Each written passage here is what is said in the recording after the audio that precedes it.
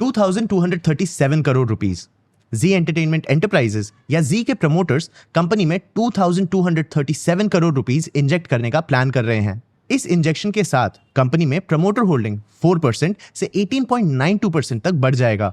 इस fund injection के लिए जी के प्रमोटर एसएल को 16 crore 95 lakh fully convertible warrants issue किए जाएंगे। इस वारंट इशू के लिए जुलाई 10 को शेयर होल्डर अप्रूवल भी लिया जाएगा। इस इन्फ्यूजन के पहले जी रीसेंट हिस्ट्री में प्रॉब्लम से डील कर रहा था। प्रमोटर का कंपनी में कैपिटल इन्फ्यूज करना इन्वेस्टर कॉन्फिडेंस को बूस्ट कर सकता है, लेकिन जी के प्रॉब्लम्स क्या थे? कंपनी इस पोजीशन तक पहुंची कैसे? इस कैपिटल इन्फ्यूजन का रीजन क्या है? कंपनी को फ्यूचर में कौन से फैक्टर्स पे फोकस करना होगा? आज के वीडियो में हम इन क्वेश्चंस को आंसर करेंगे। सबसे पहले हम जी एंटरटेनमेंट एंटरप्राइजेस के ओरिजिन और हिस्टोरिकल प्रॉब्लम्स को एक्सप्लोर करेंगे। फिर हम कंपनी के प्रेजेंट ऑपरेशन समझेंगे। एंड में हम कंपनी के कुछ चैलेंजेस भी समझेंगे। चलिए शुरू करते हैं। सबसे पहले जी की हिस्ट्री। जैसा मैंने बताया, जी रीसेंट हिस्ट्री में कुछ मेजर प्रॉब्लम से डील कर रहा था और जी के करंट इन्फ्यूजन के सिचुएशन को समझने के लिए पहले हमें इसके प्रॉब्लम्स को समझना होगा। जी इंडियन एंटरटेनमेंट इंडस्ट्री के पहले प्लेयर्स में से एक था। 1992 में सुभाष चंद्रा ने यह चैनल लॉन्च किया। कंपनी के लिए एक मेजर प्रॉब्लम था रेवेन्यू ग्रोथ का स्लो डाउन। इस रेवेन्यू स्टैग्नेशन का रीजन था कंपनी के ऑपरेशंस में स्टैग्नेशन।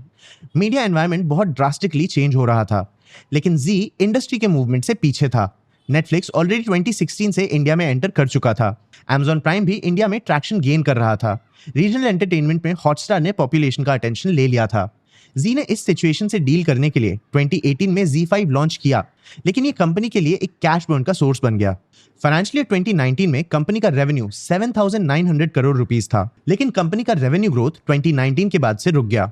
इसी टाइम से कंपनी का प्रमोटर होल्डिंग भी कम होना स्टार्ट हुआ। प्रमोटर ग्रुप ने अपने शेयर्स प्लेज किए थे। फाइनेंशियल प्रेशर के कारण प्रमोटर ग्रुप अपने शेयर्स रिलीज नहीं कर पाए और उनका होल्डिंग 4% तक गिर गया। जी ऑलरेडी अपने स्लो ऑपरेशंस के कारण स्ट्रगल कर रहा था। तभी कोविड-19 पैंडेमिक आया और प्रॉब्लम्स और बढ़ने लगे। पैंडेमिक के कारण मेजर कंपनीज के डिमांड्स पे प्रेशर पड़ा। उन्होंने अपना एड स्पेंड कम करना स्टार्ट कर दिया। ट्रेडिशनल ब्रॉडकास्टर्स के लिए एडवर्टाइजमेंट एक मेजर रेवेन्यू सोर्स होता है। जी पे भी इस सिचुएशन का सीरियस इंपैक्ट पड़ा। फाइनेंशियल ईयर 19 में कंपनी के टोटल रेवेन्यू में एडवर्टाइजिंग का 64% कंट्रीब्यूशन था। फाइनेंशियल ईयर 21 तक ये कंट्रीब्यूशन 48% तक गिर गया। मतलब कंपनी के रेवेन्यू का एक मेजर सोर्स कॉम्प्रोमाइज हो गया था। इस सेम पीरियड में कंपनी का रेवेन्यू 2.5% गिर गया। जी के लिए ये और भी बड़ा प्रॉब्लम था, क्योंकि कंपनी ने अपना रेवेन्यू स्ट्रीम डाइवर्सिफाई नहीं किया था। Z5 के लिए सब्सक्रिप्शंस एक नया रेवेन्यू स्ट्रीम था। फाइनेंशियल ईयर 19 में इस सेगमेंट ने कंपनी के रेवेन्यू में 29% कंट्रीब्यूट किया था। फाइनेंशियल ईयर 21 तक इस सेगमेंट का कंट्रीब्यूशन 42% तक बढ़ा।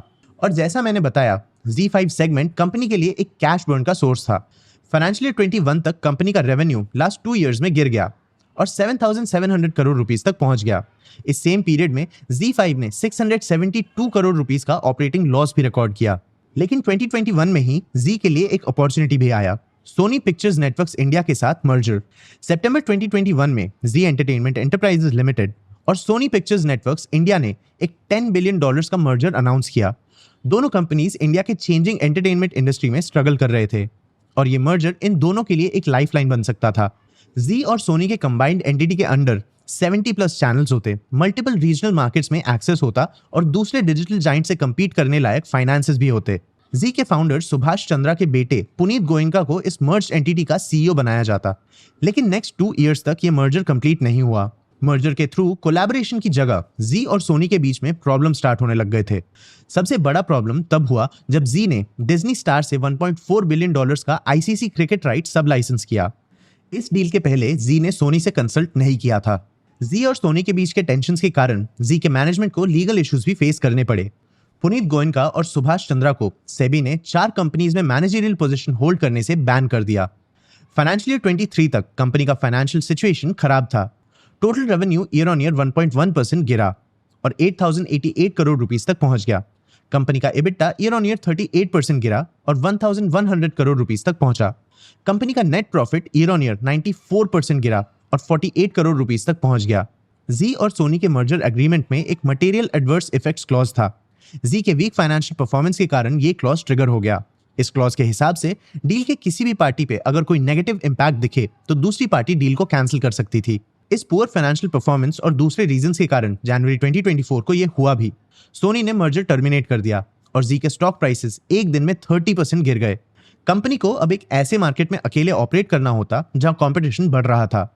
कंपनी पे डेट बर्डन भी बढ़ रहा था, जिसमें आईसीसी का क्रिकेट डील भी इंक्लूडेड था। लेकिन जी ने हार नहीं मानी। कंपनी को सरवाइव करना था और उन्होंने एक सिंपल लेकिन इफेक्टिव डिसीजन लिया, अग्रेसिव कॉस्ट कटिंग। कंपनी ने डिसाइड किया कि वो ग्रोथ चेज करने के पहले अपने मार्जिन्स इंप्रूव करेगी और कैश फ्लो स्टेबलाइज करेगी। तो चलिए अब फाइनेंशियल ईयर 25 तक फास्ट फॉरवर्ड करते हैं और कंपनी के फाइनेंशियल परफॉर्मेंस को एनालाइज करते हैं। कंपनी ने कुछ फाइनेंशियल विन्स अचीव किए, लेकिन कुछ चैलेंजेस भी फेस किए। फाइनेंशियल ईयर 25 में कंपनी का रेवेन्यू 82,941 करोड़ रुपीस था। ये एक 4% का ईयर ऑन ईयर फॉल है। कंपनी के मार्जिन्स की बात करें तो इनमें इंप्रूवमेंट आया, लेकिन ये काफी वॉलेटाइल भी थे। फाइनेंशियल ईयर 24 में कंपनी का मार्जिन 10.5% था। फाइनेंशियल ईयर 25 तक ये 14.4% तक बढ़ गया और इस मार्जिन ग्रोथ को फाइनेंशियल ईयर 25 के Q2 के 16% EBITDA मार्जिन ने सपोर्ट किया। कंपनी के प्रॉफिटेबिलिटी में एक इंटरेस्टिंग ट्रेंड दिखा। फाइनेंशियल 25 में कंपनी का पैट 6,874 करोड़ रुपीस था। वीक रेवेन्यू और एबिटा के बावजूद कंपनी के पैट में 245% का ईयर ऑन ईयर ग्रोथ हुआ। इस प्रॉफिट ग्रोथ का कारण एग्रेसिव कॉस्ट कटिंग था। कंपनी ने डेप्रिसिएशन, एम्प्लॉय बेनिफिट और फाइनेंस कॉस्ट 9% और 55% से कम किया। कंपनी के कैश फ्लो में भी इंप्रूवमेंट आया। फाइनेंशियल ईयर 24 में कंपनी के पास 830 करोड़ रुपीस का कैश और लिक्विड इन्वेस्टमेंट था। फाइनेंशियल ईयर 25 के एंड तक ये नंबर 2,400 करोड़ रुपीस तक बढ़ गया। लेकिन कंपनी अभी भी कुछ रेवेन्यू रिलेटेड चैलेंजेस फेस कर रही है। कंपनी के सेल्स लास्ट 5 इयर्स में बस 0.4% बढ़े। ये कंपनी के रेवेन्यू के लिए एक हार्ड लिमिट बन सकता है।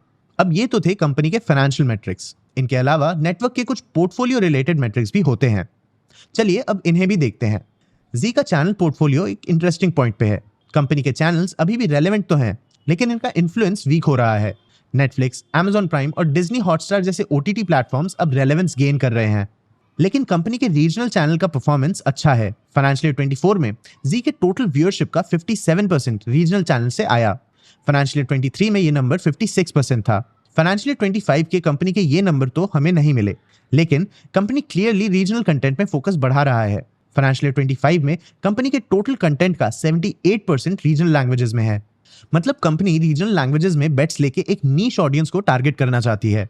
लेकिन ये सेगमेंट OTT प्लेटफॉर्म से बहुत स्टीप कंपटीशन फेस कर रहा है, तो इन चैनल्स का ग्रोथ लिमिटेड हो सकता है। कंपनी ने पास में स्ट्रगल किया, लेकिन फिलहाल ये अपने डाउनफॉल को कंट्रोल कर पा रही है। मे बी कंपनी के पास ग्रोथ का पोटेंशियल भी है और शायद इसीलिए कंपनी के प्रमोटर इसमें अपना स्टेक इंक्रीज कर रहे हैं। कंपनी इस फंड इंजेक्शन से अपना पोजीशन इंप्रूव करने की कोशिश कर सकती है, लेकिन इसे 4 मेजर चैलेंजेस से डील करना होगा: ग्रोइंग कंपटीशन, डिजिटल प्लेटफॉर्म का एग्जीक्यूशन, फाइनेंशियल कॉन्फ्लिक्ट और गवर्नेंस एंड लीडरशिप इश्यूज। चलिए अब इन चैलेंजेस को समझते हैं। सबसे पहले ग्रोइंग कंपटीशन। जैसा मैंने बताया, जी एक हाईली कॉम्पिटिटिव एनवायरनमेंट में ऑपरेट करता है। OTT प्लेटफॉर्म्स बहुत तेजी से मार्केट शेयर कैप्चर कर रहे हैं। ट्रेडिशनल एंटरटेनमेंट मीडिया से कस्टमर्स अब शिफ्ट कर रहे हैं। जी को भी इस चेंजिंग ट्रेंड के साथ खुद को डेवलप करना होगा। जी के मैनेजमेंट ने फाइनेंशियल ईयर 26 के लिए 8 to 10% एड रेवेन्यू ग्रोथ और 18 to 20% EBITDA ग्रोथ का गाइडेंस दिया है। लेकिन इस इंडस्ट्री का कॉम्पिटिटिव एनवायरनमेंट इन टारगेट्स को अचीव करना डिफिकल्ट बना सकता है। फाइनेंशियल ईयर 25 में रिलायंस और डिज्नी ने एक मर्जर एंटर किया और जियो हॉटस्टार बनाया। ये इंडियन एंटरटेनमेंट स्पेस का एक बड़ा प्लेयर बन गया है, जो जी के लिए एक बहुत बड़ा चैलेंजिंग कॉम्पिटिटर होगा। जियो हॉटस्टार के पास बेटर फाइनेंसेस और बेटर इंफ्रास्ट्रक्चर है। जी के लिए आगे एक स्टीप क्लाइंब है। कंपनी का दूसरा चैलेंज है डिजिटल प्लेटफॉर्म का एग्जीक्यूशन। अब हमें इतना तो पता है कि जी को एंटरटेनमेंट इंडस्ट्री के चेंजिंग डायनामिक्स के साथ अपने आप को डेवलप करना होगा। इसीलिए कंपनी ने 2018 में Z5 के साथ OTT स्पेस में एंट्री ली। लेकिन Z5 कंपनी के फाइनेंसेस पे प्रेशर डाल रहा है। कंपनी ने अपना ऑनलाइन प्लेटफॉर्म का EBITDA लॉस हाफ किया है, लेकिन Z5 के कारण कंपनी अभी भी काफी कैश बर्न कर रही है। जी ऑनलाइन एंटरटेनमेंट में बुलेट नाम के माइक्रो ड्रामा कंटेंट फॉर्मेट के साथ एक्सपेरिमेंट भी कर रही है, लेकिन इस सेगमेंट के मैट्रिक्स अभी भी क्लियर नहीं है। लेकिन कंपनी Z5 में ग्रोथ एक्सपेक्ट कर रही है। फाइनेंशियल ईयर 25 के Q4 कॉन कॉल में मैनेजमेंट ने कहा कि नेक्स्ट 3 to 4 इयर्स में ये प्लेटफॉर्म ब्रेक इवन अचीव कर सकता है। कंपनी का थर्ड चैलेंज है फाइनेंशियल कॉन्फ्लिक्ट। किसी भी कंपनी के 3 ऑब्जेक्टिव्स होते हैं: सर्वाइवल, प्रॉफिट और ग्रोथ। जी अभी प्रॉफिटेबिलिटी के साथ ऑलरेडी स्ट्रगल कर रहा है, इसलिए सर्वाइवल और ग्रोथ दोनों को सस्टेन करने के लिए कंपनी के फाइनेंसेस स्ट्रगल कर रहे हैं।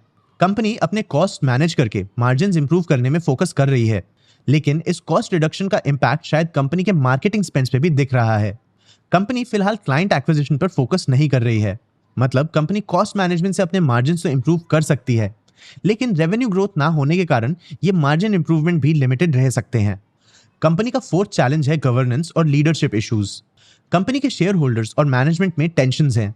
जी के ऑपरेशंस में स्टेबिलिटी आने के बावजूद शेयर होल्डर्स कंपनी के मैनेजमेंट से डिससैटिस्फाइड है। पुनीत गोयनका कंपनी के एमडी थे। दिसंबर 2024 में शेयर होल्डर्स ने इनके रीअपॉइंटमेंट के अगेंस्ट वोट किया। अगर कंपनी के शेयर होल्डर्स और मैनेजमेंट में कॉन्फ्लिक्ट है तो कंपनी के ग्रोथ को दो अपोजिंग फोर्सेस ड्राइव करने की कोशिश करेंगी। मैनेजमेंट के कारण शेयर होल्डर्स का डिससैटिस्फैक्शन कंपनी के लिए प्रॉब्लम्स ही क्रिएट कर सकता है। कंपनी को इन चैलेंजेस से डील करते हुए अपने फ्यूचर ऑपरेशंस को प्लान करना होगा। प्रमोटर्स का कैपिटल इन्फ्यूजन कंपनी को हेल्प कर सकता है, लेकिन इस इन्फ्यूजन को सक्सेसफुल बनाने के लिए कंपनी को अपने ऑपरेशनल इश्यूज को ठीक करना होगा। जुलाई 10 के शेयर होल्डर मीटिंग में अप्रूवल की भी जरूरत है, तो कंपनी को शेयर होल्डर्स में ट्रस्ट बिल्ड करने की भी जरूरत है। ओटीटी स्पेस में फोकस कंपनी के लिए बेनिफिशियल हो सकता है, लेकिन कंपनी को Z5 का कैश बर्न कंट्रोल करना होगा और जियो हॉटस्टार जैसे जायंट से कंपीट करने के लिए प्रिपेयर भी करना होगा। आपको क्या लगता है, क्या जी अपने इन चैलेंजेस से डील करके सक्सेस का एक नया एपिसोड ला पाएगा, या ये अपने चैलेंजेस से डील ना कर पाने के कारण ट्यून आउट हो जाएगा? अपने व्यूज हमें कमेंट सेक्शन में जरूर बताना। आगे आप कौन से टॉपिक्स पे वीडियोस देखना चाहते हो, ये भी हमें कमेंट सेक्शन में जरूर बताना। अगर ये वीडियो आपको इन्फॉर्मेटिव लगा हो तो इसे लाइक और शेयर जरूर करना। ऐसे ही और वीडियोस के लिए चैनल को सब्सक्राइब भी कर लेना। आज की वीडियो के लिए इतना ही। मैं हूं आपका होस्ट देव। मिलते हैं अगले वीडियो में।